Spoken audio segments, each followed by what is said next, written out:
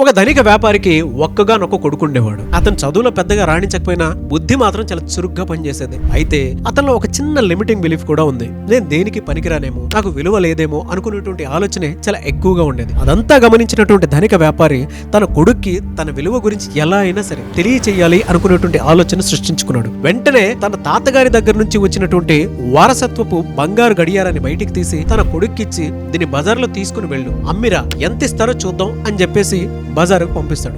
మొదటగా కొడుకు దాన్ని తీసుకొని బజారుకు వెళ్లి పలువురికి చూపించి ఎంతకి తీసుకుంటారు అని అడుగుతారు. చూసిన వాళ్ళంతా అరే ఇదేదో పాద్దంలా ఉందే అనుకుని 500 రూపాయలు ఇస్తాం మహా అయితే అని అంటారు. అదంతా విన్నటువంటి కొడుకు నిరాశతోటి తండ్రి దగ్గరకు వస్తాడు.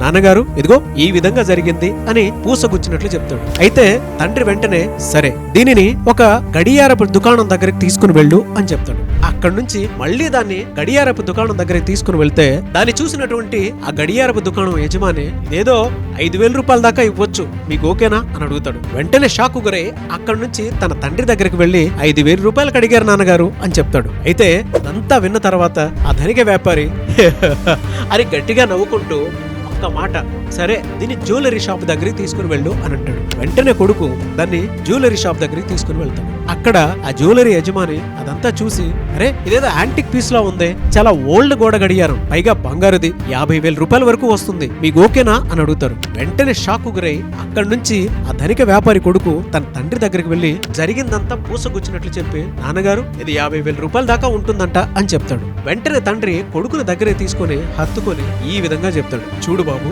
ఇప్పుడు ఈ 3 చోట్ల నువ్వు తిరిగావు కదా, ఆ 3 చోట్ల ఉన్నటువంటి ప్లేసులు వేరు. అలాగే నువ్వు ఏ వాతావరణంలో ఉంటే ఆ వాతావరణంలో మాత్రమే నీకు విలువ ఉంటుంది, మిగతా చోట నీకు ఎప్పటికీ కూడా విలువ ఉండదు అనేటువంటి విషయాన్ని సూచిస్తాడు. ఈ ఎంటైర్ ఇన్సిడెంట్ మనకేం సూచిస్తోంది అనంటే జీవితంలో డబ్బు కంటే ముఖ్యమైనది మనల్ని విలువనిచ్చేటువంటి చోటు. ఆ చోటు దగ్గర మనం కనుక ఉన్నాము అనంటే మన నిజమైన ప్రతిభ, విలువ ఖచ్చితంగా మనకు వస్తాయి.